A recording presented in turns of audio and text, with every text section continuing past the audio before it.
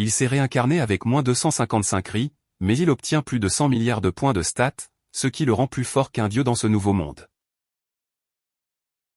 L'histoire commence avec un homme appelé Oka, qui sait qu'il est moche, mais il a appris à accepter son apparence et à vivre une vie heureuse. Mais un jour, une fille l'accuse à tort de la harceler, alors il nie l'accusation et essaie de partir, mais il trébuche et éparpille ses sacs de course. Tout le monde voit les jeux pour adultes qu'il a achetés, alors il pense qu'il est coupable, et Oka réalise que le monde n'est pas juste envers les gens moches comme lui. Alors il plaide coupable pour éviter plus d'humiliation, mais le juge lui inflige une amende de 300 000 yens, et il est renvoyé de son travail. Quelques années plus tard, on apprend que la femme qui l'a piégé a été arrêtée pour avoir faussement accusé des hommes moches de la harceler, mais elle n'a reçu qu'une mise à l'épreuve puisqu'elle était mineure. Oka a été traumatisé par la fausse accusation, et il n'a pas pu trouver de travail, alors il est devenu un reclus qui vivait avec ses parents. Dans le présent, on voit Oka surfer sur le net, et il tombe sur un post mystérieux à propos des disparitions soudaines dans la ville. Il remarque un autre post, qui avertit les gens d'utiliser leurs points bonus avec précaution, sinon ils ne pourront pas retourner dans leur monde. Il le considère comme une blague, mais puisqu'il n'a rien d'autre à faire, il décide de suivre le guide pour être réincarné. Il reçoit soudainement une notification qui lui demande s'il est prêt à procéder à une nouvelle vie, mais elle l'avertit qu'il devra sacrifier la moitié de sa durée de vie pour revenir. Il pense que ce doit être un virus, mais il clique quand même sur suivant, et un formulaire de création de personnage apparaît. Il règle son apparence à la valeur la plus basse possible, mais il réalise qu'il a gagné des points bonus pour cela, et il voit qu'il peut ajouter des notes spéciales. Mais au lieu d'écrire quelque chose de positif, il décide de réduire ses gains à 0 et de se faire souffrir s'il touche une femme. Il accumule plus de 100 billions de points bonus, mais avant de pouvoir les utiliser pour améliorer ses attributs, il est soudainement à court de temps et il est téléporté dans l'autre monde. Le lendemain, Oka se réveille dans son nouveau corps et il rencontre bientôt d'autres personnes qui suivent le même rituel pour se faire réincarner. Oka remarque un garçon appelé Seiji qui parle aux filles, mais Oka n'est pas intéressé à se faire des amis, alors il commence à chercher des objets utiles. Il trouve une pièce, mais elle disparaît comme par magie quand il essaie de la ramasser, alors il se souvient qu'il avait réglé son taux de revenu à 0. Après avoir rassemblé tous les objets de départ, tout le monde les distribue équitablement, mais Seiji réalise qu'ils n'ont que cette pièce en tout, ce qui fait que les filles se demandent si quelqu'un en a pris une. Il interroge Oka à ce sujet et il est déçu qu'ils ne lui fassent pas confiance, mais il sait qu'il ne peut pas avoir d'argent, alors il leur dit qu'ils peuvent avoir sa part. Seiji pense qu'ils ne peuvent pas l'exclure comme ça, mais la fille appelée Seka pense que c'est logique parce qu'il est le seul qui n'a pas trouvé de pièce. Oka se demande s'il peut avoir la hache à la place, et Seiji l'avertit qu'il échouera encore s'il continue à se montrer, mais Oka n'a aucune idée de ce dont il parle. Alors il s'excuse en expliquant qu'il parlait de lui-même, parce que son comportement égoïste a causé des problèmes dans sa vie précédente. Il joue à pierre-papier-ciseaux pour décider comment les armes seront distribuées, et Oka se retrouve avec le gourdin, tandis que Seiji prend la hache. Il offre une poignée de main d'amitié, mais Oka refuse de faire les mêmes erreurs que dans sa vie passée, alors il décide de faire cavalier seul à la place. Seiji montre à tout le monde la carte et suggère de se diriger vers la ville voisine d'Iria, mais Oka décide seulement de partir avec le groupe, afin de pouvoir les quitter à mi-chemin du voyage. Alors qu'ils ouvrent la porte, ils sont choqués de voir un gobelin qui attend dehors, mais Seiji le tue avec sa hache. Ils remarquent plusieurs gobelins qui viennent vers eux, alors Seiji dit à la fille appelée Ritsu de l'aider à les combattre, et il demande à Oka de protéger Seiji pendant qu'elle charge ses flèches. Il est impressionné que Seiji mène le combat, mais il remarque que Seiji a du mal à nouer sa corde d'arc, alors il se demande pourquoi elle a choisi l'arc alors qu'elle avait d'autres options. Un gobelin l'attaque soudainement et Seiji lui dit de s'en occuper, mais même un coup direct de son gourdin est incapable de causer des dégâts. Seka est surprise de voir à quel point il est faible, et le gobelin frappe ses jambes, alors il tombe à genoux. Il se demande pourquoi il est si faible, parce qu'il devrait avoir beaucoup de points bonus, mais il se souvient qu'il était à court de temps pendant la création du personnage, donc il n'a pas pu améliorer ses stats. Il est en colère contre sa mauvaise chance, et il exprime sa frustration sur le gobelin en le frappant de toutes ses forces. Il réussit à le vaincre et il reçoit une notification indiquant qu'il est passé au niveau supérieur, mais il est surpris d'être déjà au niveau 31.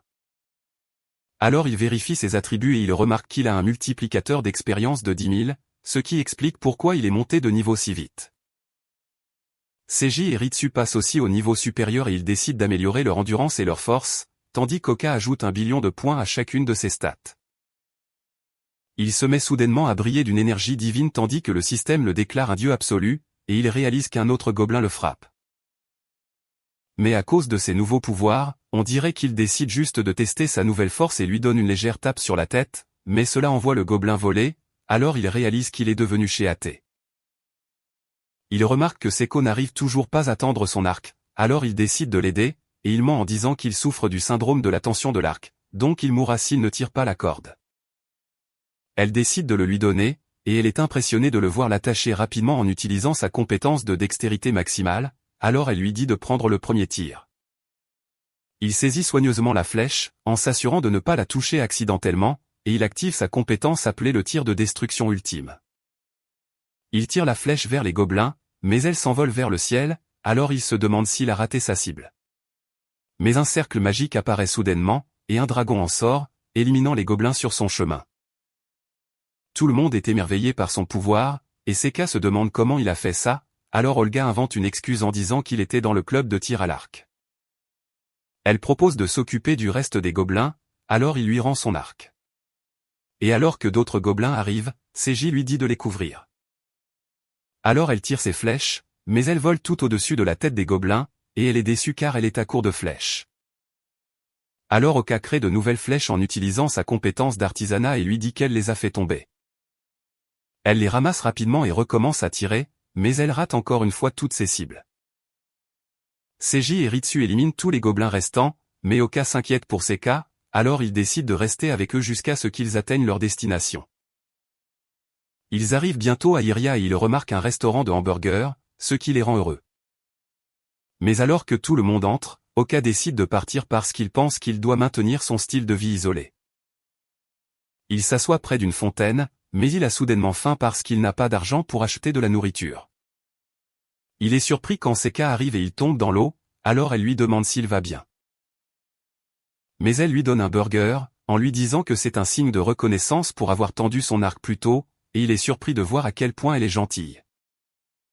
Son estomac gargouille fort, et elle réalise qu'il n'a pas les moyens de s'acheter de la nourriture puisqu'il est fauché, mais il n'aime pas qu'elle le traite de pauvre. Il va prendre le burger, mais ses doigts la touchent accidentellement, et il ressent un choc électrique tandis qu'il perd des PV pendant que le burger s'écrase contre le mur.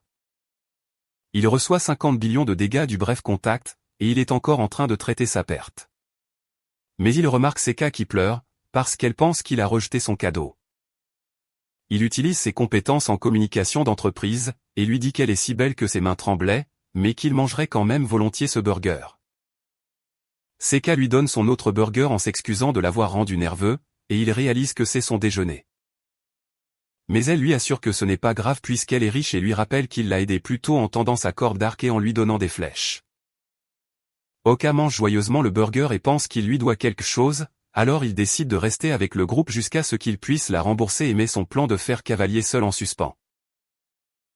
Seka et Oka visitent le magasin d'armes et Seka essaie d'acheter plusieurs paquets de flèches, mais le commerçant lui dit qu'ils n'ont qu'un stock limité. Oka remarque que son sac est déjà plein de flèches et même s'il pourrait facilement en créer d'autres pour elle, il ne peut pas les lui donner sans éveiller les soupçons. Seiji et Ritsu arrivent bientôt, et ils mentionnent qu'ils ont trouvé une nouvelle auberge, mais Oka décide de dormir dans le parc.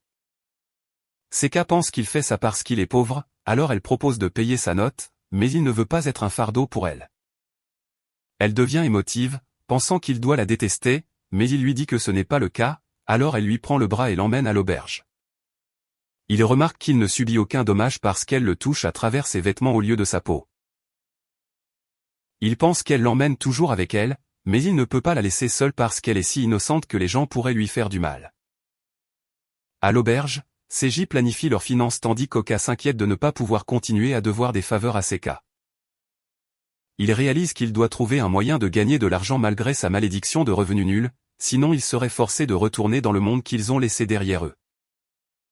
Le lendemain matin, Oka apporte le petit déjeuner à tout le monde, ce qui les surprend, alors il ment en disant qu'une personne gentille le lui a donné. Seko remarque que la mendicité n'est pas bonne, et il devrait lui demander s'il a besoin d'argent, alors il apprécie l'offre gentille. On apprend qu'il a en fait acheté le petit déjeuner en fabriquant des flèches et en les apportant au magasin d'armes, mais puisqu'il ne peut pas gagner d'argent, il les a échangées contre de la nourriture. Il sait qu'il les a vendues à perte, mais il est quand même content d'avoir pu rendre la gentillesse de Seka. Après le petit déjeuner, Seki leur dit qu'ils devraient se préparer pour leur prochaine aventure et Seka pense qu'ils devraient d'abord explorer la ville. Mais il mentionne qu'ils doivent trouver une bonne source de revenus et note qu'il y a une grotte près de la ville qu'ils devraient explorer, ce qui excite Seka, mais Ritsu se demande si c'est sûr. Un homme appelé Shiro les interrompt soudainement et leur demande s'ils se dirigent vers la grotte d'Arga, parce qu'ils auront besoin d'un navigateur expert pour l'explorer. Il révèle qu'il est aussi un aventurier réincarné, ce qui alarme Oka, mais Shiro a été surpris de voir à quel point il est moche. Il leur montre un objet qui peut les aider à obtenir une réduction à l'auberge, et il mentionne qu'ils auraient dû le trouver dans la première cabane en bois, mais ils décident de le partager puisqu'ils ne l'ont pas. Seiji se demande qui il est, alors il se présente comme un guide pour les aventuriers débutants, mais Oka le trouve suspect parce qu'il ne travaille qu'avec de nouveaux aventuriers. Mais Oka est sûr de pouvoir protéger tout le monde si Shiro essaie de leur faire du mal, et Seiji remarque qu'il manque d'argent. Mais il croit qu'embaucher Shiro sera un bon investissement. Il conclut un accord et se dirige vers la grotte, mais en chemin, il rencontre un groupe de gobelins. Seka leur tire des flèches dessus et elle les rate toutes. Alors Shiro lui conseille d'économiser ses flèches, mais elle lui assure qu'elle en a beaucoup. Il pense qu'elle devrait être plus prudente et lui dit de penser que chacune de ses flèches coûte 100 millions de yens. Alors elle vise soigneusement et elle réussit à toucher un gobelin, ce qui impressionne tout le monde. Ils continuent leur voyage et Shiro entraîne Ritsu et Seiji tandis que Seka s'entraîne à tirer des flèches sur l'arbre, mais elle rate tous ses tirs. Shiro remarque qu'Oka ne s'entraîne pas, alors il trouve une excuse qu'il ne possède aucune compétence digne d'être entraîné. Mais Shiro mentionne que les clubs ont un coup ultime surpuissant, et Oka sait qu'il dit la vérité. Nous avons appris que lorsqu'il est sorti de la ville pour fabriquer des flèches, il a rencontré un ORC géant, alors il a essayé de tester sa compétence de club la plus forte. Mais le système l'a averti que s'il l'activait, l'impact détruirait tout dans un rayon de 200 km, alors il a décidé de ne pas utiliser un coup aussi mortel. Shiro lui dit d'être plus actif au combat, sinon il prendra aussi sa retraite plus tôt comme lui, révélant qu'il faisait partie d'un groupe de mercenaires. Mais il a quitté le groupe à mi-chemin parce qu'il a remarqué la différence de puissance entre lui et le capitaine qui s'était joint à lui à peu près en même temps que lui. Il révèle que son ancien camarade est maintenant un roi et qu'il a atteint le niveau 80, mais sa moyenne de statut est de 160. Shiro pense qu'Oka est émerveillé, mais il est en fait surpris de voir à quel point le roi est faible, et Shiro lui dit juste de continuer. Ils atteignent bientôt l'entrée de la grotte, et à en juger par son apparence, Oka pense que ce sera assez intéressant. Ils entrent, et il remarque que Seka a peur, alors il se demande si c'est une enfant. Elle est ravie de voir des stalactites, mais Shiro l'avertit qu'elle pourrait tomber, ce qui fait encore une fois se demander à Oka quel âge elle a.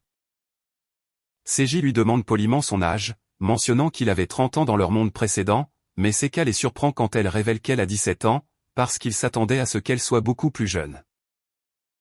Shiro les guide plus profondément dans la grotte, et ils rencontrent des chauves-souris, qu'ils battent facilement. Ils atteignent une porte géante, et Seka est excitée de voir ce qu'il y a de l'autre côté. Mais elle s'arrête en réalisant que personne ne l'ouvre. Shiro lui dit que c'est la salle du boss et qu'elle mourra si elle y entre, alors elle se cache derrière Ritsu. Seiji pense qu'ils devraient arrêter pour aujourd'hui, mais Shiro remarque qu'il a un événement spécial de prévu pour eux et il les conduit dans une pièce en prétendant que c'est un endroit sur que les monstres et la magie ne peuvent pas pénétrer. Mais Oka sait que son coup ultime le détruirait, et Seka remarque des collations sur la table. Alors Shiro leur dit que c'est une fête de bienvenue pour les aventuriers qui sont arrivés jusqu'ici, mais Oka réalise que la nourriture est empoisonnée. Il sait que c'est un médicament anesthésique, mais il est sûr qu'il ne fonctionnera pas sur lui, et Seiji refuse l'offre en expliquant qu'ils doivent revenir avant la tombée de la nuit. Alors Shiro lui dit que c'est bon, et il ne les forcera pas à célébrer. Mais Seiji s'excuse soudainement et admet qu'il doutait de Shiro plus tôt, mais il pense maintenant que Shiro est une bonne personne. Ils commencent tous à apprécier les collations, mais Oka veut les ralentir, afin qu'ils puissent utiliser sa magie d'antidote sur eux. Il leur demande ce qu'ils faisaient avant de venir dans ce monde, mais ils sont tous choqués, et ils réalisent qu'ils n'auraient pas dû poser une question aussi délicate, mais Seiji propose de partager son histoire. Nous revenons à l'époque où Seiji n'était qu'un étudiant, et nous avons appris qu'il détestait l'école, alors il a quitté la maison de ses parents. Il a finalement créé sa propre entreprise appelée Success Life, qu'Oka reconnaît parce qu'il a déjà travaillé avec eux. Il mentionne qu'un vendeur est venu leur vendre une machine, et Seiji commence à négocier le prix. Mais l'attitude du vendeur l'a impressionné, et il a conseillé à Seiji de profiter de sa vie. Alors il a quitté son entreprise et a commencé à voyager tout en développant son entreprise. Son entreprise a fait des progrès, mais elle a finalement fait faillite à cause d'un incident lié au développement de l'IA. Alors tout le monde dans l'entreprise a souffert, et il est devenu malade mentalement. Il avait l'impression de ne pas pouvoir remercier le vendeur pour ses bons conseils, alors il a quitté leur ancien monde avec la promesse de ne jamais décevoir les gens, ce qui rend tout le monde émotif. Seiji révèle que le nom du vendeur était Monsieur Shigeru, et il demande à Oka son nom de famille. Mais il sait qu'il est le vendeur dans l'histoire, alors il manque ses Sasaki, et tout le monde s'effondre soudainement alors que Shiro et ses hommes arrivent. Il est heureux que leur travail ait été facile, parce que leur cible était crédule, mais nous voyons qu'Oka est toujours réveillé. Ils lui mettent les menottes, mais cela lui rappelle sa vie passée, où il a été condamné à tort, et il pense que puisque tout le monde est inconscient, il peut utiliser toute sa puissance. Mais Seiji se lève soudainement malgré le fait qu'il soit sous l'influence des drogues, et il leur dit de ne pas toucher à ses amis. Alors il l'attrape, et Oka a peur que les attaquer puissent aussi le blesser. Mais il se défend, alors il le jette, et Oka voit une ouverture. Shiro ordonne à ses hommes de ne pas blesser les prisonniers parce que cela réduira leur valeur, alors Seiji réalise qu'ils ont kidnappé des aventuriers réincarnés. Il pense qu'ils sont les pires parce qu'ils blessent des gens qui cherchent désespérément une autre chance, et il note qu'il ne les épargnera pas s'ils essaient de toucher à ses amis. Shiro se moque de lui et ordonne à ses hommes de les attacher, mais Oka leur saute dessus et utilise son poids pour les renverser. Seiji lui dit de s'échapper et affirme qu'il peut abattre leurs ennemis d'un seul coup, ce qui surprend Oka. Mais Shiro ordonne à ses hommes de les attaquer, alors Oka utilise une fois de plus son poids pour les combattre. Mais ils sont plus nombreux que lui et commencent à se battre salement. Alors Seiji est en colère et décide de leur montrer son coup ultime, qu'il a obtenu après avoir converti tous ses points bonus en une promesse de ne jamais trahir ses amis. Il révèle que sa compétence ultime est déclenchée par la colère et il leur dit de se rendre, mais ils n'ont pas peur de lui, et Shiro l'attaque. Mais Oka bloque l'épée avec sa menotte, et Seiji lui demande de s'écarter, mais Oka lui dit qu'il veut que les gens gentils puissent se racheter, alors il le protégera pendant qu'il prépare son attaque ultime. Seiji se transforme et il se fait pousser des ailes, ce qui choque tout le monde, et il révèle que son nom est Aldin. Il charge sur les kidnappeurs, mais au lieu de les frapper avec son coup ultime, il s'arrête juste avant de faire contact. Il note qu'il pourrait facilement leur rendre justice, mais il ne veut pas les priver de la possibilité de se racheter. Il leur dit de se repentir par le jugement de la loi, afin que leur cœur puisse renaître, ce qui déroute Shiro, tandis qu'Olga pense que Seiji est juste trop gentil. Shiro se rend et pose son arme, alors Seiji s'éloigne, leur disant qu'il ne montrera aucune pitié s'ils choisissent à nouveau la voie du mal, mais Oka pense qu'il ne devrait pas leur tourner le dos. Shiro essaie de l'attaquer par derrière, mais Oka le fait trébucher et les kidnappeurs commencent à le frapper, alors il prétend que les amis de Seiji sont arrivés. Pendant qu'ils sont distraits, il enlève de la saleté de son nez et détruit instantanément le mur avec. Il leur dit que c'était l'attaque de Seiji, mais il n'a aucune idée de ce qui se passe. Alors Oka mentionne qu'il a vu un faucon à aile blanche répondre à la colère du héros. Il s'agenouille et demande pardon, tandis que Shiro promet de changer ses habitudes. Et même si Oka ne les croit pas, il leur dit de former une ligne. Il dit à Seiji de les frapper pour qu'ils puissent ressentir la douleur des autres, pensant que le pouvoir de Seiji leur fera du mal s'ils ont encore de mauvaises intentions. Mais il redevient soudainement normal parce qu'il n'est plus en colère et il pense aussi que le fouet de l'amour ne devrait pas être utilisé avec colère, sinon ce ne serait satisfaisant que pour lui. Il leur ordonne de se tenir droit et commence à leur gifler le visage pendant qu'il le remercie de les avoir éduqués. Après cela, Seiji déplace les filles dans leur lit, et même si Oka veut aider, il sait qu'il ne peut pas les toucher. Seiji s'effondre soudainement, et Shiro réalise que les drogues fonctionnent enfin, alors il demande à Oka de se joindre à eux, promettant de lui donner des femmes et de l'argent. Mais il brise les menottes, alors il panique, et il réalise que même s'il a l'air moche, il a un cœur de justice.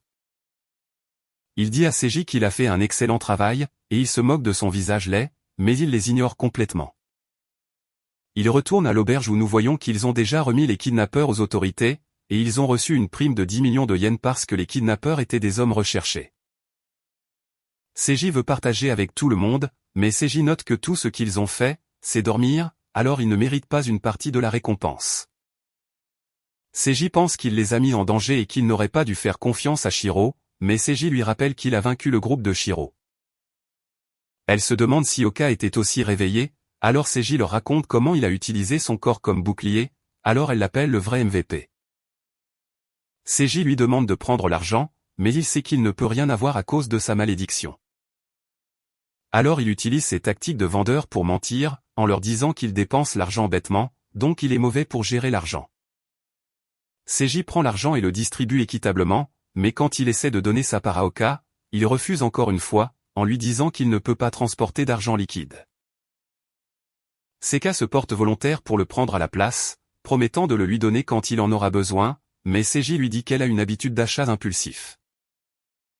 Après cela, Seka emmène Oka au restaurant et pendant qu'elle achète le déjeuner, il pense qu'avec 25 000 rya, il peut la rembourser et survivre seul, donc il n'a plus besoin de rester avec eux. Il pense que ce sera leur dernier repas ensemble, mais Seka revient soudainement et lui donne le gros hamburger, en lui disant de montrer sa gratitude. Il la remercie, ce qui la rend heureuse, alors il pense qu'elle doit apprécier leur interaction, se souvenant de son attitude peu amicale au début, mais elle a complètement changé. Elle révèle qu'elle est tombée amoureuse des hamburgers il y a 2 jours, ce qui lui fait réaliser qu'elle a mangé son premier hamburger récemment, alors il pense qu'elle devait être une fille protégée. Elle lui demande ses stats, et il ment en disant qu'elles sont basiques. Alors elle pense que c'est dommage qu'il n'ait pas fait attention à la personnalisation du personnage. Elle explique qu'elle a trouvé une astuce où baisser la stat d'apparence augmente les points bonus, et il pense qu'elle n'a pas baissé son apparence, mais elle révèle qu'elle les a mis à -16. Il ne comprend pas comment elle est toujours belle malgré cela, alors elle révèle que dans une note spéciale sous ses stats, elle a demandé à être jolie. Il est choqué d'entendre cela, pensant qu'il aurait pu utiliser l'astuce pour ressembler à un beau modèle, mais il ne se souvient même pas de son nom. Elle remarque soudainement un chat et note qu'elle n'en a jamais vu un d'aussi près, alors il lui dit qu'elle peut aller le toucher.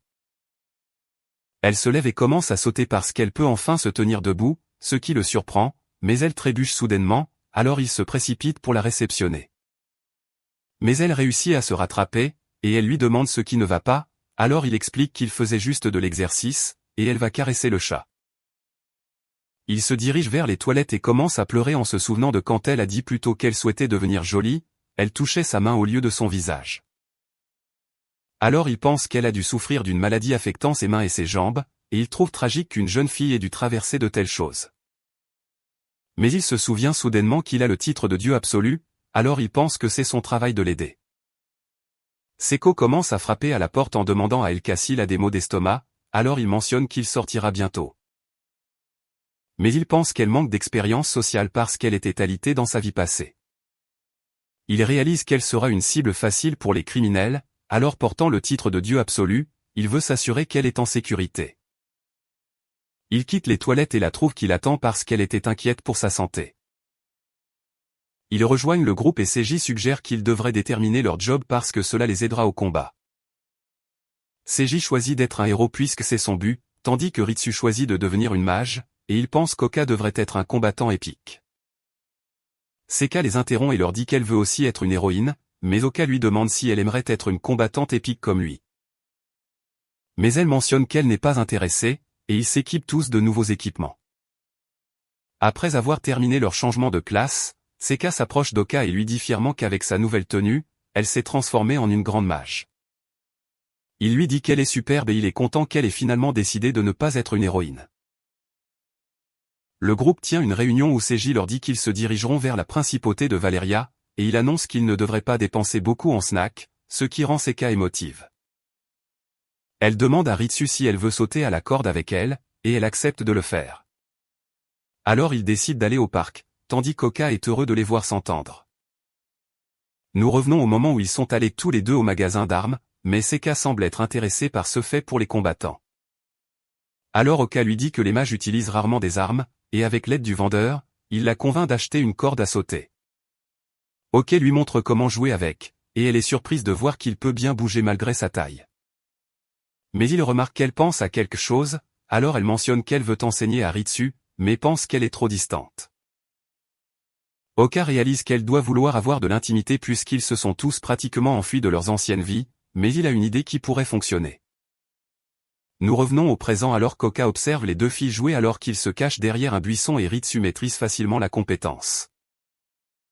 Mais quand Seka lui demande de se présenter, elle se tait soudainement. Alors Seka décide de l'appeler lead parce que cela ressemble à une brise. Ritsu continue de sauter à la corde, mais elle saute vers le ciel, et tout le monde est impressionné par son acrobatie. Alors qu'elle atterrit, tout le monde l'entoure et commence à la féliciter, en lui demandant de rejoindre leur groupe. Mais Seka se met soudainement à pleurer, alors Oka sort de sa cachette. Il pense qu'il est Seal et qu'il devrait être arrêté, mais Ritsu leur dit qu'il est membre de son groupe, ce qu'ils ont du mal à croire. Il lui dit qu'elle devrait être plus attentionnée et au moins répondre à Seka parce qu'il est insensible d'ignorer quelqu'un, mais Ritsu s'excuse et s'enfuit. Après cela, Seka trouve un message de Ritsu qui s'excuse pour son comportement, et elle remercie Seika pour le beau surnom qu'elle lui a donné. Elle veut être amie avec Seika, ce qui la rend heureuse, et elle part à la recherche de Ritsu, tandis qu'Oka réalise qu'elle se cache, alors il lui dit de sortir. Elle l'emmène dans une autre pièce où elle effectue un agenouillement sautant en s'excusant, alors il se demande si elle ne peut pas s'agenouiller correctement. Il se demande pourquoi elle s'excuse, alors elle révèle qu'elle sait que son nom de famille n'est pas Sasaki et note qu'il est le vendeur qui a rencontré Seiji dans leur monde précédent. Oka se demande comment elle connaît son vrai nom, alors elle révèle qu'elle a une capacité grâce à ses notes spéciales, qui lui permet de lire les fenêtres de statut des autres personnes. Alors il réalise qu'elle doit tout savoir de lui, y compris son statut de dieu absolu et sa faiblesse envers les femmes. Elle lui demande s'il connaît le passé de Seka révélant qu'elle est celle qui l'a brisé et qu'elle est là pour se racheter. Elle révèle qu'elle faisait partie d'un programme d'IA dans le monde précédent où elle a rencontré Seka et même si elle souhaitait le bonheur de tout le monde, Seka a été blessé dans un accident. Il se demande si c'était le même programme d'IA qui a détruit la société de Seiji. Alors elle révèle qu'il est en fait son frère. Mais comme elle a l'air complètement différente du monde précédent, il n'a pas pu la reconnaître. Et Oka pense que c'est logique parce que Seiji n'a pas pu le reconnaître non plus.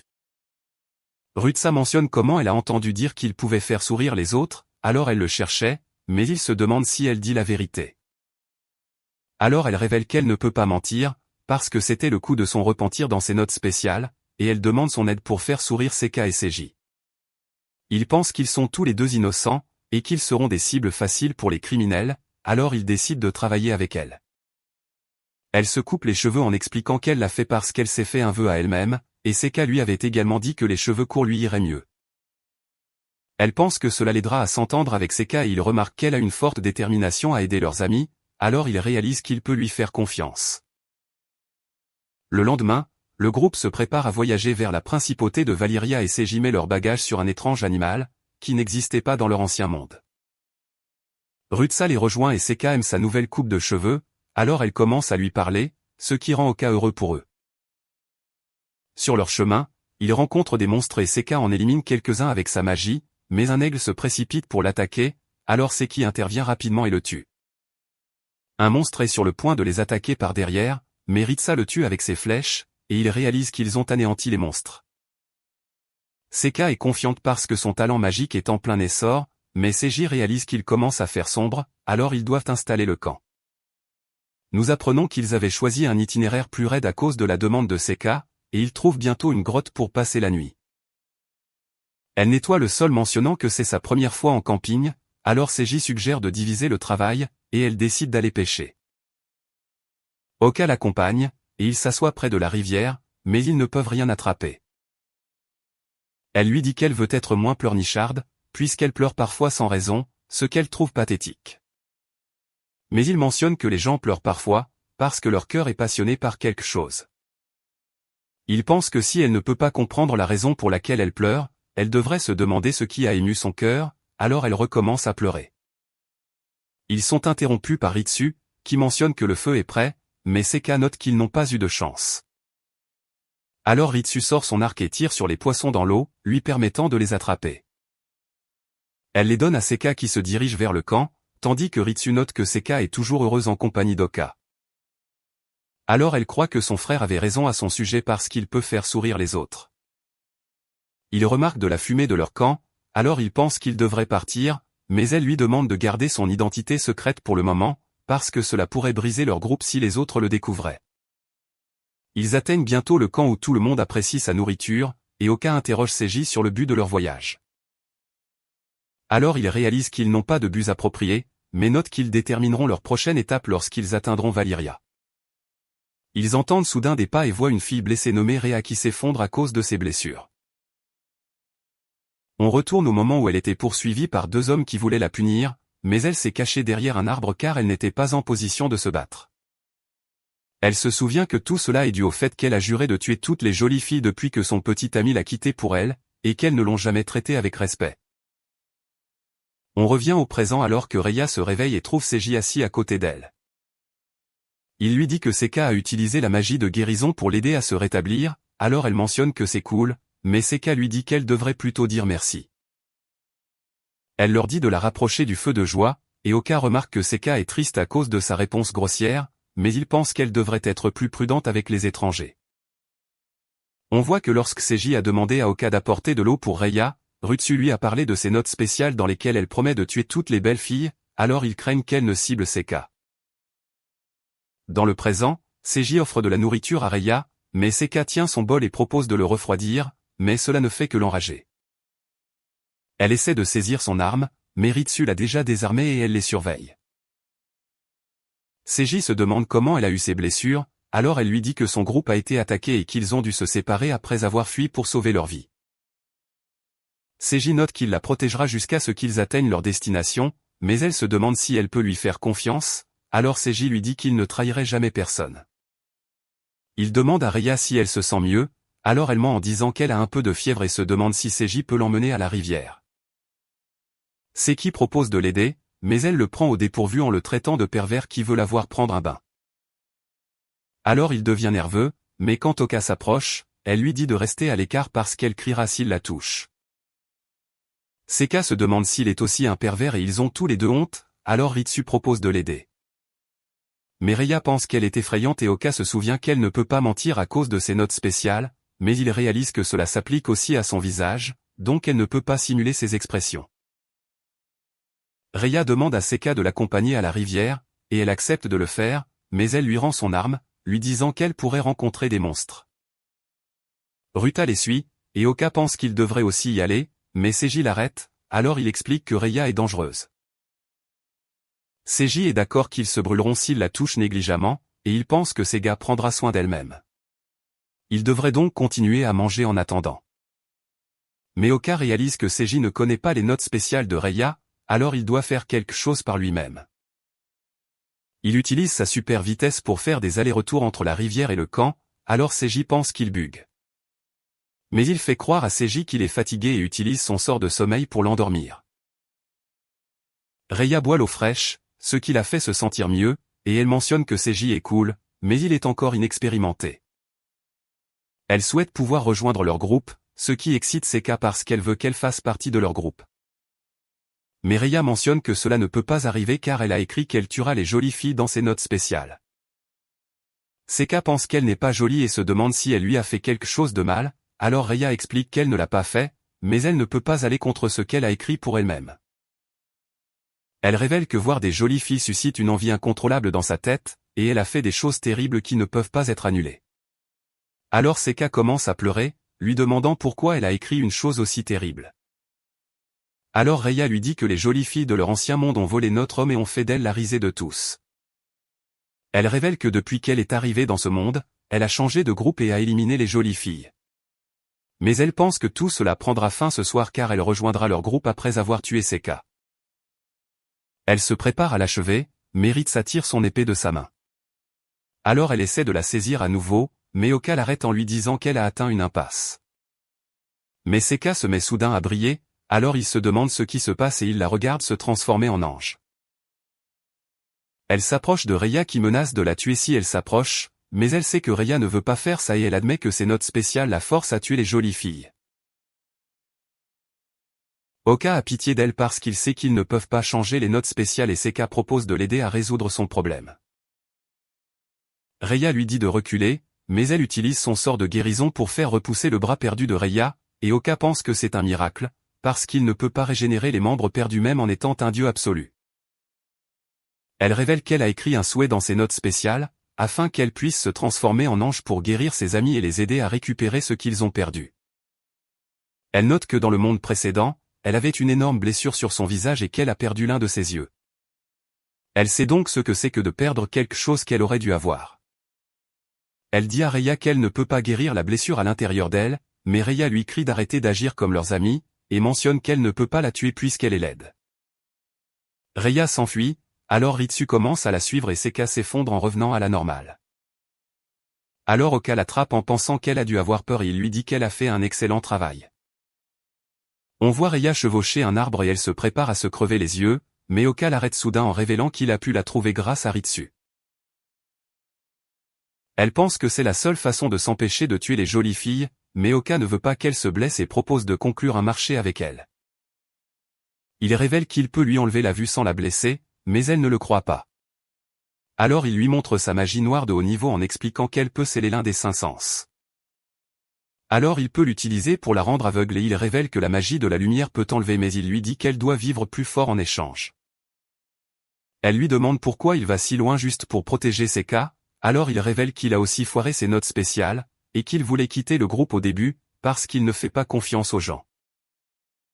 Mais elle l'a touché avec sa gentillesse, et il voulait la rembourser, alors il a décidé de rester dans le groupe pour la protéger. Reiya révèle qu'elle est jalouse d'elle, parce qu'elle a un groupe rempli de gens formidables, alors il demande à Reiya si elle veut les rejoindre. Mais elle explique qu'elle ne peut pas faire ça, parce qu'elle a déjà causé des dommages. Alors elle pense qu'elle doit être seule, lui disant d'utiliser sa magie pour la rendre aveugle. Après cela, Seka se réveille et Oka lui raconte tout ce qui s'est passé, mais elle n'arrive pas à croire qu'elle ait un pouvoir spécial. Elle veut l'utiliser pour aider les gens, mais il lui conseille de le garder secret car des criminels pourraient essayer de le lui voler. Il explique qu'il lui donne des conseils parce qu'elle n'a que 17 ans et ajoute qu'elle est aussi belle, donc elle est une cible pour les criminels. Elle se demande ce qu'il veut qu'elle fasse, alors il explique qu'il ne lui dit pas de douter de tout, mais d'apprendre à connaître les gens avec qui elle traite, afin qu'elle puisse dire s'ils sont mal intentionnés. Elle promet d'être plus prudente, et il lui dit de l'appeler si elle a des problèmes, afin qu'il puisse se précipiter à ses côtés. Elle le remercie de veiller sur elle et lui offre une poignée de main, mais il sait qu'il subira des dommages s'il la touche. Il décide de le faire quand même, et il endure la douleur en essayant de ne pas lui écraser la main. Le lendemain, Oka dit à Seiji que Reiya est partie la nuit précédente et révèle qu'elle a laissé un message sur un arbre les remerciant d'avoir guéri ses blessures. Seiji mentionne qu'il voulait la raccompagner, mais Oka lui dit que ce n'est pas grave parce qu'elle était heureuse quand elle est partie et il révèle qu'elle a dit quelque chose à propos de trouver son propre chemin.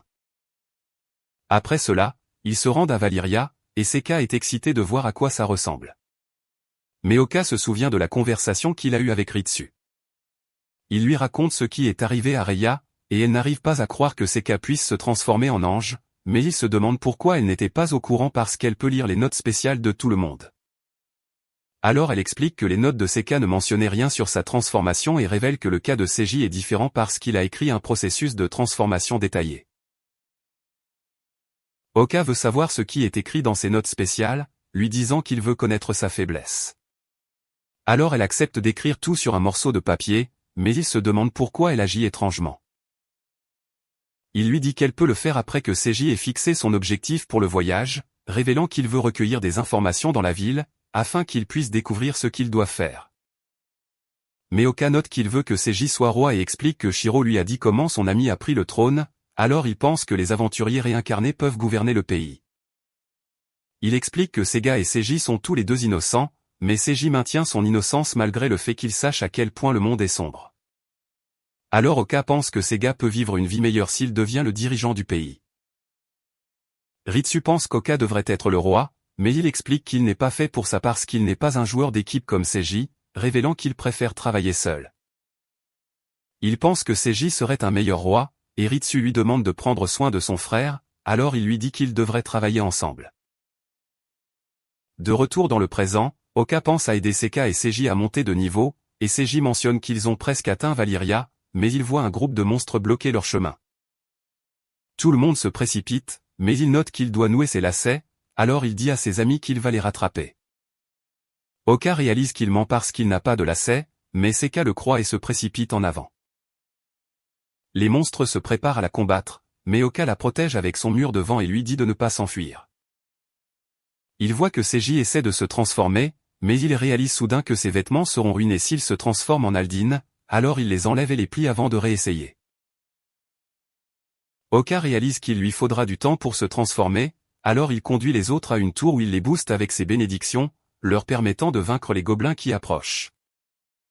Il voit des monstres monter les escaliers, et il ne veut pas les éliminer car il veut que ses amis montent de niveau, alors il invoque ses golems de boue pour les combattre. Seiji parvient enfin à se transformer, et il se précipite vers ses amis pour leur demander s'ils vont bien. Seka lui demande qui il est, alors il révèle qu'il est un héros errant nommé Aldine, et lui dit de tout lui laisser. Il envoie les monstres voler et tout le monde est impressionné par ses pouvoirs, mais un golem géant apparaît soudainement.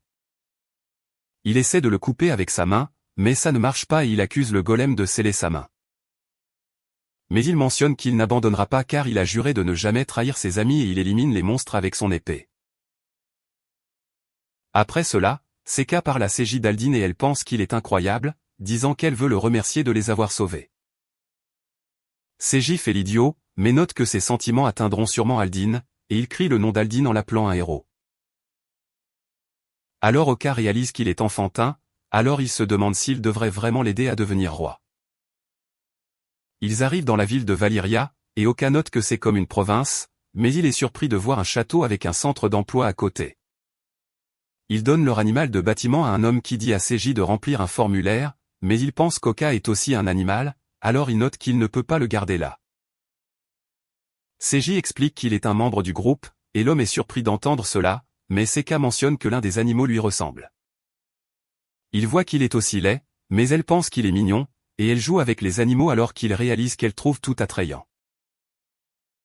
Il se promène dans la ville et Oka note que le monde a l'air incroyable, mais c'est en fait un endroit difficile à vivre car les monstres ne lâchent pas d'argent et tout le monde doit acheter de la nourriture pour survivre.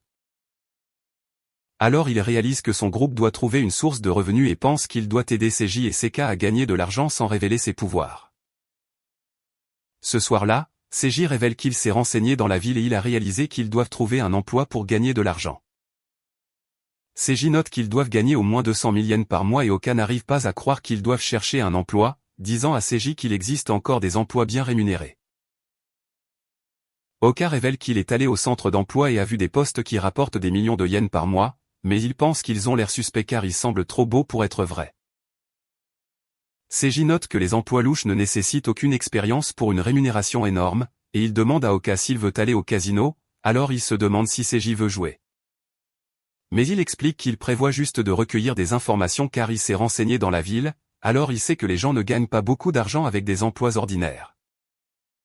Mais il pense qu'il peut trouver des riches au casino, et il veut savoir comment ils gagnent de l'argent, disant à Oka qu'il prévoit de trouver le meilleur chemin pour leur groupe. Il décide d'aller au casino où Seka joue à la roulette, mais elle mentionne qu'elle a le vertige. Une fille demande à Oka s'il veut boire quelque chose, mais elle est dégoûtée par son apparence, et elle s'éloigne immédiatement. Alors il réalise qu'il sera difficile pour lui de recueillir des informations. Il voit que Seiji a commencé à se renseigner tandis que Ritsu utilise sa compétence pour lire les fenêtres des autres, et elle voit quelque chose qui attire son attention. Seko gagne la partie et Oka lui dit qu'il est content pour elle, mais elle mise tout et finit par tout perdre. Après cela, il lui demande combien d'argent elle a perdu, mais elle lui dit qu'elle n'est pas sûre, alors il lui rappelle qu'elle a commencé avec 5 millions yens. Elle vérifie ses poches et lui dit qu'elle a encore 3 millions, alors il réalise qu'elle a perdu beaucoup d'argent. Un homme nommé Kajita s'approche soudainement d'elle et révèle qu'il est le directeur du casino. Il pense qu'elle doit être riche, et elle lui dit que c'est vrai. Alors il réalise qu'il avait raison à son sujet, révélant qu'il l'observait. Il l'invite à parler en privé, mais Oka pense qu'il est suspect, alors il lui demande s'il peut se joindre à eux. Kajita pense qu'il doit être son garde du corps, alors il lui permet de l'accompagner. Et on les voit dans la chambre de Kajita, où il mentionne qu'il a été impressionné par la façon dont Seka a joué. Il note qu'elle doit être riche puisqu'elle a tout misé sans hésitation et elle est flattée d'entendre cela, mais Oka pense que ce n'est pas un compliment. Kajita lui dit qu'il a quelque chose de spécial pour elle et il lui montre un laissez-passer supplémentaire lui disant qu'elle peut l'utiliser pour accéder à des jeux auxquels leurs autres clients ne peuvent pas jouer. Il mentionne que les gens paient généralement 2 millions yens pour cela, mais il lui dit qu'elle peut l'avoir gratuitement si elle l'accepte, et elle se demande pourquoi elle a été choisie. Alors il explique que c'est parce qu'il peut sentir sa passion pour le jeu, mais Oka sait qu'elle se fait avoir, et il lui dit de discuter de tout avec Seiji avant d'accepter la carte. Elle décide de suivre son conseil, et Kajita lui dit de lui présenter ses amis, pensant qu'ils doivent aussi être riches, mais elle mentionne qu'elle est plus riche qu'eux. Il lui dit de ne pas parler de son offre aux autres clients et note qu'il a hâte d'avoir de ses nouvelles, alors elle pense que c'est une personne gentille. Seka part à la recherche de Seiji tandis qu'Oka interroge Ritsu sur Kajita, alors elle révèle qu'il est une mauvaise nouvelle car elle a lu ses notes spéciales et il mentionne qu'il veut tout prendre aux gens riches. Ce soir-là, Seiji dit à Seka qu'il trouve Kajita suspect et Oka mentionne qu'il est un beau parleur qui est doué pour faire croire aux gens qu'ils sont spéciaux. Il pense que Kajita est dangereux, et Seka se demande comment il le sait. Mais il ne veut pas lui parler de la compétence de Ritz, alors il plaisante juste sur le fait d'être un détective. Seiji leur montre les offres d'emploi suspectes et note qu'elles sont toutes liées au casino, révélant qu'il a interviewé les personnes qui ont postulé pour les emplois. Il mentionne que la personne de contact était différente pour chaque poste, mais toutes les affectations de travail étaient au casino, et il révèle que les personnes qu'il a interviewées n'ont pas réussi, disant qu'il n'a trouvé personne qui ait été embauché. Mais il note qu'il a trouvé un homme nommé Kai, qui a révélé que son ami avait été embauché dans le casino, et sa tâche était de trouver des joueurs. Mais Seiji révèle que l'homme a maintenant disparu, et Kai a essayé de le chercher, mais il a réalisé que la maison de son ami était un terrain vague, et tout le monde agissait comme s'il n'avait jamais existé. Oka pense que les personnes qui travaillaient pour le casino ont été élevées, et Ritsu révèle qu'elle a trouvé quelque chose à l'entrée du casino, mais tout le monde réalise que c'est un doigt humain. Elle révèle qu'il a été lâché par un homme qui portait un sac, et Seiji réalise que le casino fait quelque chose de discutable, alors il pense qu'il devrait enquêter. Seka propose de faire du travail d'infiltration, disant à tout le monde que le directeur l'a recruté, et elle note qu'elle est la personne la plus riche du groupe. Ses amis lui disent que c'est dangereux, mais elle mentionne qu'elle est en colère car Kajita a piégé et blessé des gens.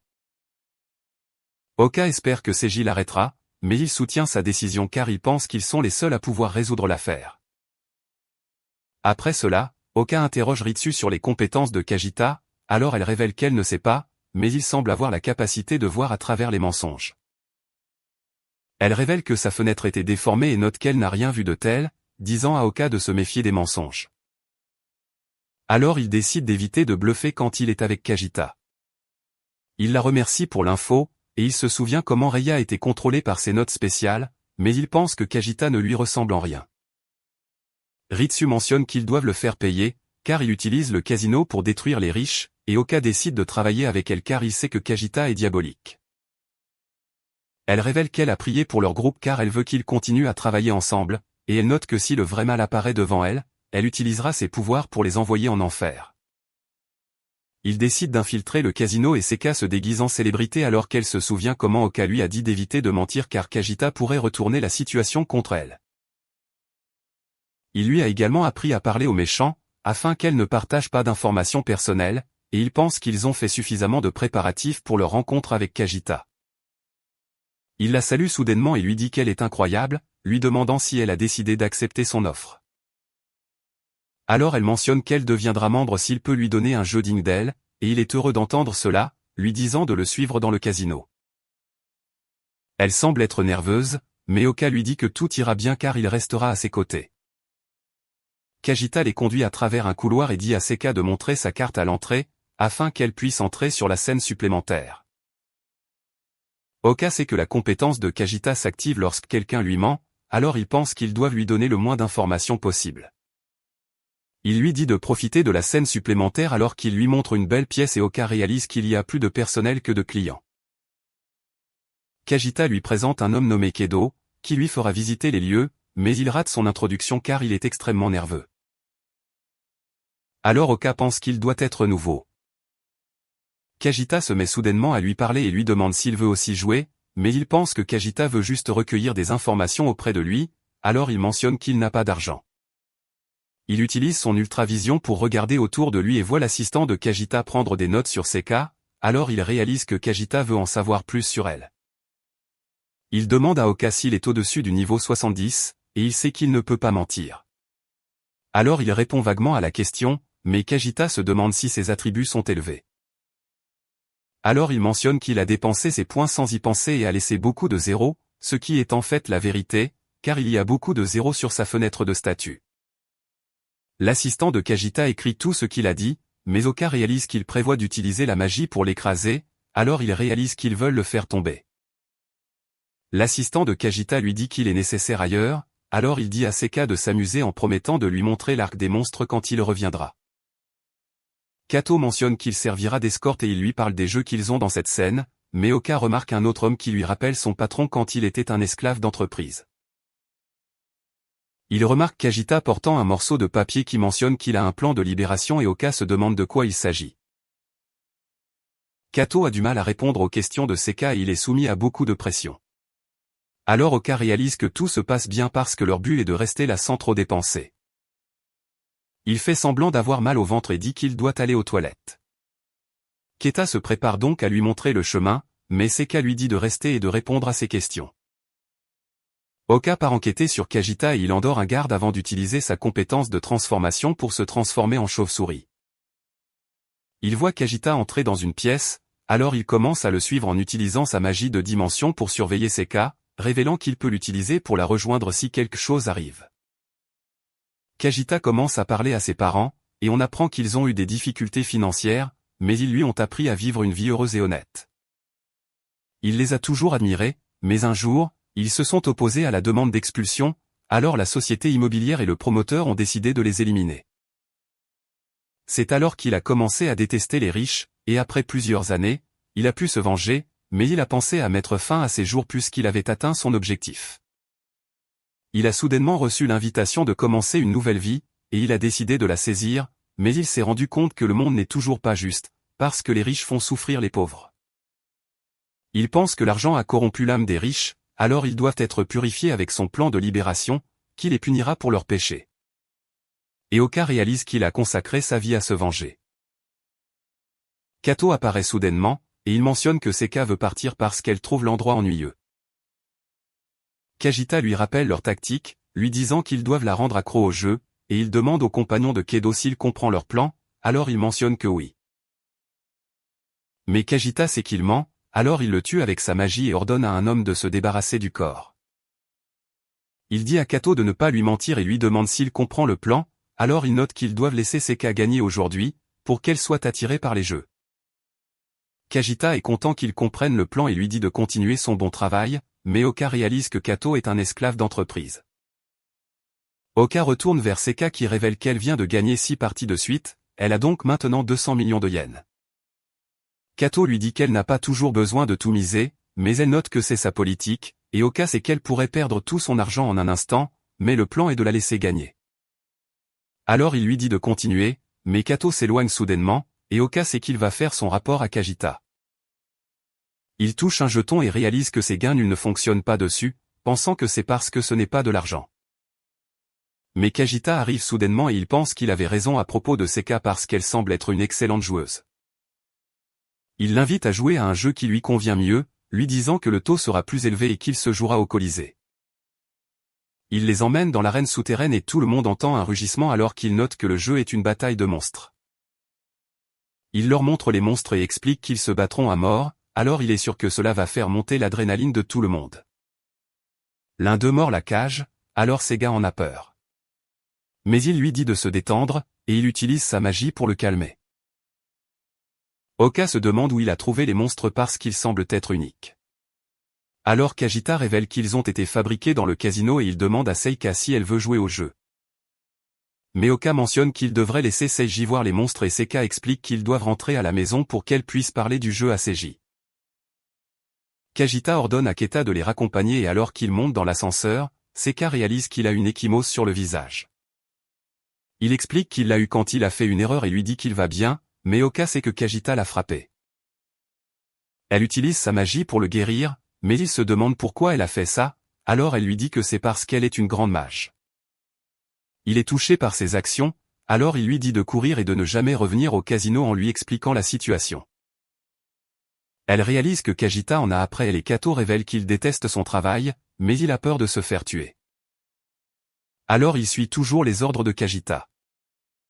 Oka lui dit de courir parce que sa vie est en danger maintenant qu'il a vendu la mèche, mais il explique qu'il ne peut pas puisque Kajita sait déjà tout de lui. Il espère qu'un héros viendra les sauver et Seiji apparaît soudainement en Aldine, mais Seka se demande pourquoi Ritsu est avec lui. Alors elle explique qu'elle s'est infiltrée seule dans le casino, mais il est soudainement apparu, et il mentionne qu'il va éliminer le directeur du casino. Ils entendent les gardes approcher, alors Seiji dit aux filles de s'échapper par les escaliers, et il enlève ses ailes en entrant dans l'ascenseur avec Oka et Kato. Kato parle à Seiji du pouvoir de Kajita, révélant qu'il punit les menteurs en drainant leur force vitale, et il sait si une personne ment parce que sa cible brille en rouge dans ses yeux. Les gardes les voient quitter l'ascenseur et ils demandent à Kato ce qui se passe, mais il dit à tout le monde d'évacuer parce que les monstres souterrains sont sur le point de devenir incontrôlables. Alors les gens quittent le casino, tandis que Kato guide Seiji et Oka vers l'arène souterraine où Kajita mène à bien son plan de libération. Mais un homme utilise soudainement l'ascenseur et Kato note que c'est le seul moyen d'atteindre l'arène, ils doivent donc attendre qu'il revienne. Seka apparaît soudainement sous sa forme d'ange et Seiji ne la reconnaît pas, alors elle se présente comme la jeune fille du soleil Corona. Elle explique qu'elle est là pour aider parce qu'une fille lui a demandé de sauver ses amis, et elle révèle qu'elle a le pouvoir de guérir. Seiji la souhaite la bienvenue dans le groupe, et Oka réalise qu'ils sont tous les deux bizarres, mais un démon apparaît également, alors Seiji lui demande qui elle est. Seiji note qu'il l'a rencontrée plus tôt et Oka réalise que c'est Ritsu, mais elle l'empêche de révéler son identité parce qu'elle ne veut pas que les autres le découvrent. Elle révèle qu'elle a utilisé sa compétence pour fabriquer son arme, que Seiji et Seiji trouvent cool, alors elle utilise son pouvoir pour créer des armes pour eux. Seiji demande son nom, mais elle mentionne qu'elle n'en a pas, alors il décide de l'appeler la fille démon. L'ascenseur revient, alors il dit à Kato d'évacuer pendant qu'il s'occupe de tout, mais il ne veut pas partir. Oka explique qu'ils ont besoin de lui pour témoigner parce que des fonctionnaires du gouvernement sont impliqués dans l'affaire, alors Kato doit recueillir des preuves à leur sujet. Il dit aux autres de faire attention en montant dans l'ascenseur et Oka active ses buffs en disant à ses amis qu'il va s'occuper de Kojita parce qu'il veut le punir pour ses actions. On voit l'homme qui a pris l'ascenseur faire son rapport à Kojita, mais il n'est pas content de ce qui se passe, alors il utilise ses pouvoirs pour tuer l'homme et se prépare à s'occuper d'Oka et des autres. Oka n'arrive pas à croire que Kojita ait tué son propre homme et il note que les armes ne sont pas autorisées dans le casino, leur demandant s'ils veulent combattre ces monstres. Il révèle que l'homme qui l'a tué a le pouvoir de guérir et on voit qu'il peut maintenant l'utiliser. Alors Ritsu réalise qu'il peut voler les pouvoirs des gens qu'il tue. Seiji et les filles se préparent à l'affronter, mais Kajita éteint soudainement les lumières, alors ils se demandent ce qui se passe. Une voix leur souhaite la bienvenue dans l'arène tandis qu'Olga réalise que Kajita a disparu, alors il commence à le chercher en sauvant un client. Une chimère sort de sa cage et crache du feu sur eux, mais Ritsu éteint la flamme et tout le monde est impressionné par ses compétences. Elle s'envole dans le ciel et elle vérifie ses stats révélant que c'est un monstre de niveau 80 avec des attributs sombres. Alors elle suggère de l'attaquer avec l'élément de lumière. Seiji esquive les flammes de la chimère et il parvient à dévier une boule de feu, mais il réalise qu'elle a touché l'endroit où se trouve Seka, alors il s'inquiète. Mais il réalise que Ritsu a pu la sauver, et elle lui dit de continuer à bouger pour que la chimère ne puisse pas l'atteindre. Il continue d'esquiver ses attaques, et elle essaie de l'écraser, mais il la détruit avec un pilier de lumière et Oka est impressionné qu'il ait pu gagner malgré la différence de niveau. Mais elle s'écrase sur lui avant de disparaître, alors Seka le guérit et Oka réalise que son moment a été gâché. Ritsu sait que Seiji a gagné un niveau et elle lui dit d'augmenter sa défense, alors il réalise qu'elle peut voir ses stats. L'annonceur le félicite d'avoir vaincu la chimère, mais note qu'il y a d'autres monstres dans l'arène et 2 autres chimères sortent de leur cage, tandis que Ritsu révèle qu'ils sont tous les deux de niveau 200. Seiji ordonne à Oka de poursuivre Kajita, mais il utilise son sort de débuff pour ralentir les monstres avant de partir, afin que ses amis puissent les vaincre. On voit Kajita rire en regardant le combat, et il mentionne qu'il veut libérer Seiji et ses amis, mais Oka apparaît soudainement derrière lui. Alors il essaie de l'éliminer, mais Oka bloque facilement ses attaques, et Kajita lui demande ce qu'il fait dans les coulisses. Il explique qu'il veut juste lui parler, mais il voit qu'il y a des œufs partout, alors il réalise que c'est là que Kajita élève ses monstres. Il essaie de poignarder Oka par derrière, mais il bloque facilement les attaques et dit à Kajita qu'il sait ce qui se passe dans le casino, lui demandant s'il déteste les riches. Alors il explique qu'il ne les aime pas puisqu'ils font toujours souffrir les pauvres en pensant qu'ils sont mauvais parce que l'argent les a corrompus. Il note que son âme est pure puisqu'il a connu la pauvreté et il pense qu'il doit purifier les riches parce qu'ils sont tombés dans la dépravation. Oka lui dit de se rendre, mais il pense qu'Oka n'a aucune chance contre lui puisqu'il est déjà au niveau 521. Il pense qu'il est tellement fort que même une armée ne peut pas le vaincre, mais Oka lui dit qu'il est juste comme les riches qu'il déteste parce qu'il fait souffrir des innocents. Il est en colère en entendant cela car il se souvient comment les riches ont tué ses parents, mais Oka le frappe soudainement et lui dit qu'il est un combattant épique. On retourne à Seiji et ses amis et on voit qu'ils sont sur le point de combattre le dernier monstre, mais Ritsu note que ses stats sont folles. Seka guérit Seiji, qui est déterminé à faire tout ce qu'il faut pour vaincre le monstre, afin qu'il puisse retrouver Oka. Oka dit à Kajita de se rendre une fois de plus, mais il refuse d'abandonner et invoque son monstre le plus puissant révélant que son niveau et ses stats sont à 9999. Donc, il pense que son pouvoir est égal à celui d'un dieu.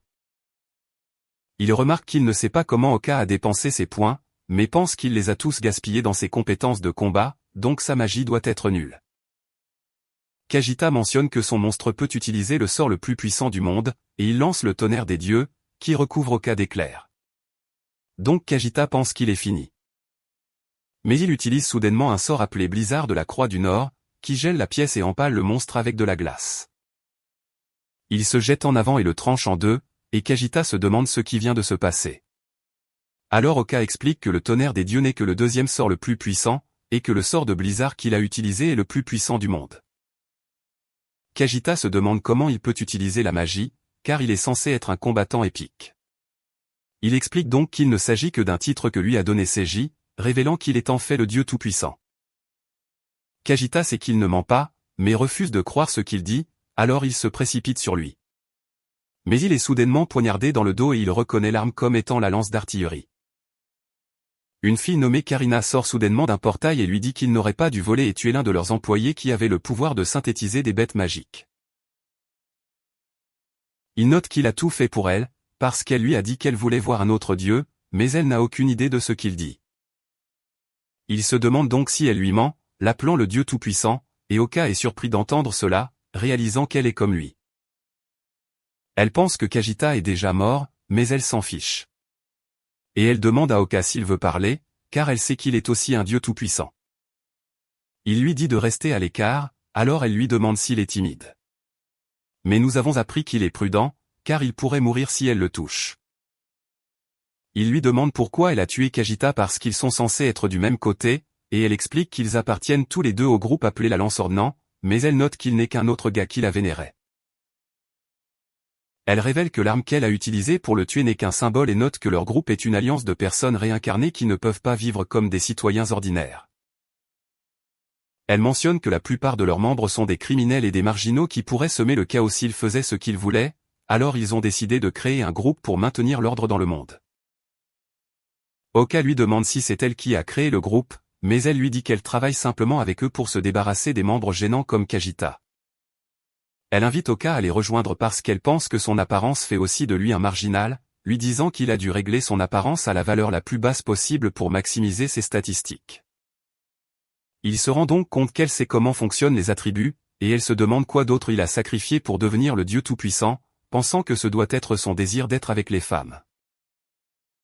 Elle note qu'il est comme un samouraï prêt à se suicider, et elle lui dit qu'elle est seule parce que personne ne peut la vaincre.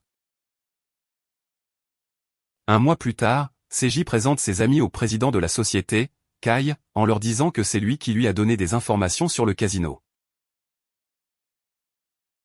Il lui dit qu'ils peuvent être amis, mais note qu'il ne rejoindra pas la lance de l'ordonnance parce que son but est de guider ses amis dans ce monde, et il l'invite à le rejoindre.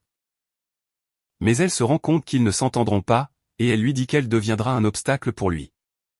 Il se demande donc ce qu'il a fait pour la contrarier. Kajita se relève soudainement, et il sait qu'elle lui a menti parce qu'elle lui a dit un jour qu'elle voulait rencontrer un dieu. Elle admet qu'il a raison, révélant qu'elle veut voir un dieu qui la guiderait chaque fois qu'elle est en difficulté, et il se prépare à voler ses pouvoirs. Mais elle utilise son portail pour lui couper le bras, et son masque tombe. Elle est donc embarrassée parce qu'Oka peut maintenant voir son visage. Mais elle lui dit qu'elle doit rentrer chez elle, alors elle lui fait ses adieux et part par son portail. Après une semaine, ils célèbrent tous et nous voyons qu'ils ont maintenant une montagne d'argent, qu'ils ont reçue du gouvernement pour avoir arrêté Ojta. Nous avons appris que Seiji ne voulait pas l'accepter lorsque les fonctionnaires le leur ont donné, parce qu'il n'a agi que pour la justice. Mais Oka lui a dit que le gouvernement aurait des problèmes s'il refusait la récompense.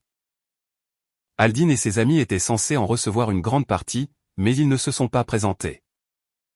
Le parti de Seiji en a donc reçu la moitié à la place, parce qu'ils étaient impliqués dans l'incident. Seiji note que la fin de Kajita est ironique, parce qu'il a été écrasé par le château qu'il a construit.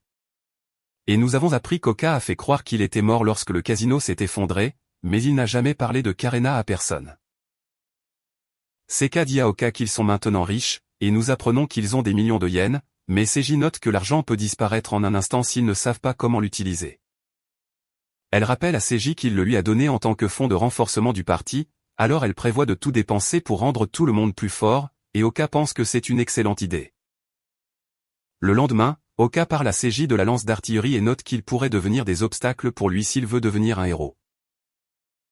Oka lui montre leur drapeau et explique qu'il était attaché à la lance qui servait de symbole, alors il pense qu'il devrait interroger les gens à ce sujet. Kato se joint soudainement à eux et il appelle Seiji un héros, alors il explique qu'il est un Aldin, mais Oka sait que Kato connaît déjà la vérité puisque c'est évident. Il révèle que le riche client qu'ils ont sauvé cherche un accompagnateur parce qu'il veut retourner dans sa ville natale en toute sécurité, et nous apprenons qu'il est le président d'une entreprise qui crée des armes. Seiji accepte la tâche et Kato révèle que le nom du client est Sakure, alors Oka réalise qu'il est son patron de son monde précédent. Après cela, le parti de Seiji rencontre Sakure qui le remercie d'avoir sauvé sa vie, mais il remarque soudainement Seka, et il s'agenouille devant elle alors qu'Oka se souvient qu'il était connu pour harceler les filles. Ils montent ensemble dans la voiture, et Oka est heureux que Sakure ne le reconnaisse pas. Mais nous voyons Karina les regarder, alors qu'elle note qu'Oka a l'air d'un hypocrite. Ils arrivent plus tard dans la ville natale de Sakure où ils le rejoignent pour dîner et Seka est émerveillé par la nourriture. Mais Oka se souvient que Sakure ne mange pas beaucoup parce qu'il essaie de contrôler son taux d'acide urique. Mais une fille nommée Matsu utilise son sort de guérison sur lui pendant qu'il mange et Oka réalise que c'est ainsi qu'il réinitialise son taux d'acide urique. Il révèle que Seiji lui a montré le drapeau de la lance d'artillerie et note qu'il ne le reconnaît pas, mais il pense que l'un de ses employés pourrait le connaître. Le lendemain, un homme nommé Subaru les accueille dans l'entreprise d'armes Sakure, et il leur fait visiter les lieux en expliquant comment ils fabriquent leurs produits. Il leur montre comment leurs couteaux peuvent couper une tomate facilement, et Seka lui dit qu'elle veut en voir plus, alors il lui dit de regarder les démonstrations en direct lors du segment de vente directe. Elle part avec Ritsu, et Seiji interroge Subaru sur le drapeau qu'ils ont trouvé, pensant qu'il doit savoir quelque chose à ce sujet puisqu'il fabrique des armes. Il révèle qu'il ne le reconnaît pas, mais note qu'il a une fois traité une commande personnalisée où un groupe de personnes lui a commandé 1000 lances. Il mentionne qu'il portait des capes avec un motif similaire, mais ils ont soudainement disparu après qu'il leur ait donné leur commande. Et il a essayé de visiter leur maison, mais il s'est rendu compte qu'elle était vide. Oka lui pose des questions sur la lance d'artillerie, alors il révèle qu'il n'en a jamais entendu parler. Mais Ritsu les interrompt soudainement, leur disant que quelque chose est arrivé à Seka. Mais ils se sont rendus compte qu'elle ne faisait qu'une démonstration en direct, et Subaru se rend compte qu'elle a du talent, alors il veut qu'elle les rejoigne. Ce soir-là, Seiji dit à Oka qu'il veut créer une entreprise pour l'avenir de leur parti, et il note qu'il est difficile de se déplacer avec l'argent qu'ils ont, parce qu'ils ne peuvent pas faire confiance aux institutions financières de ce monde. Il mentionne qu'ils doivent découvrir la vraie nature de la lance d'artillerie, et pense que la création d'une entreprise les aidera à atteindre leur objectif, parce qu'ils pourront recruter des alliés à leur côté. Mais Oka mentionne qu'il est contre, parce que c'est trop risqué, et il rappelle à Seiji ses notes spéciales. Oka lui dit qu'il ne peut pas trahir ses amis, donc si l'un d'eux se rebelle contre lui, il ne peut rien faire pour leur nuire. Oka lui dit de devenir roi à la place et de s'entourer de confidents dignes de confiance qui gouverneront le peuple pour lui pendant qu'il supervisera tout d'en haut. Oka pense que c'est la meilleure façon pour lui de gouverner puisqu'il ne sera pas lié par ses notes spéciales. Mais il pense qu'Oka veut qu'il gère l'entreprise comme ça, alors il décide d'embaucher un président. Il remercie Oka pour ses conseils, mais il se rend compte que Seiji l'a mal compris, et il se souvient de l'impact de son commentaire du monde précédent sur l'entreprise de Seiji. Il dit à Oka de devenir l'un de ses membres fondateurs, puisqu'il veut qu'il serve de confident, mais Oka pense qu'il ne devrait pas être dans l'entreprise. Il parle à Seiji de ses notes spéciales, révélant que son taux de revenu est nul, donc l'argent disparaîtra dès qu'il le touchera. Mais Seiji pense que cela n'a pas d'importance parce que c'est une bonne personne, lui disant qu'il aurait pu utiliser ses notes spéciales pour effacer leur argent afin qu'ils deviennent aussi misérables que lui. Seiji supplie Oka de lui prêter sa force, alors il décide de travailler avec lui, lui disant de s'assurer que leur entreprise soit un succès. Le lendemain, Seiji parle aux filles de leur plan de créer une entreprise, expliquant qu'elles créeront un système de soutien pour les personnes marginalisées par leurs notes spéciales. Les filles décident de le rejoindre et Seka lui demande comment il va appeler l'entreprise, mais il veut l'appeler les humains de la flamme brûlante et tout le monde pense que ça sonne ridicule. Après cela, il quitte la ville natale de Sakura et retourne à Valyria où il crée leur entreprise. Mais elle pense qu'il est la seule exception parce qu'il a aussi fait des sacrifices pour devenir le dieu tout-puissant, et elle veut qu'il soit son ami plus qu'il est peut-être le seul qui puisse la comprendre. Il révèle que Seiji l'a engagé pour se faire passer pour un employé du casino, et Oka se demande comment il a survécu puisque Gojta pouvait détecter les mensonges. Alors Kai révèle que passer inaperçu est sa compétence spéciale. Seiji mentionne que Kai va gérer leur entreprise et Kato apparaît soudainement en révélant qu'il travaillera également avec eux. Seiji note qu'il est le président de leur société Visbridge, qui se concentrera sur la présentation d'un chemin pour vivre une vie juste, même pour ceux qui souffrent à cause de leurs notes spéciales. Il explique que le nom de leur entreprise signifie un pont vers la lumière, et Oka est content qu'ils aient fini par avoir un nom correct, mais Seiji note qu'ils ont une mission top secrète. Il mentionne qu'ils doivent rassembler des informations sur la lance d'ordnance, et nous avons appris qu'Oka en avait déjà parlé à tout le monde. Mais il ne leur a pas parlé de Corina, car elle était aussi une déesse absolue. Oka forme Seiji sur la façon d'y travailler, tandis que Seiji vérifie les documents des futurs inscrits, et Ritsi utilise sa capacité pour les enquêter. Nous voyons Seka et Oka interviewer les inscrits, et l'un d'eux mentionne qu'il souffre, révélant qu'il ne peut pas accepter d'argent à cause de ses notes spéciales. Seka lui dit qu'il peut accepter des biens en paiement au lieu d'argent, et il se demande pourquoi il n'y a jamais pensé, tandis qu'elle note qu'ils sont des experts dans la gestion des notes spéciales. Il la remercie pour ses conseils, et Oka note qu'elle est devenue un membre fiable de l'entreprise.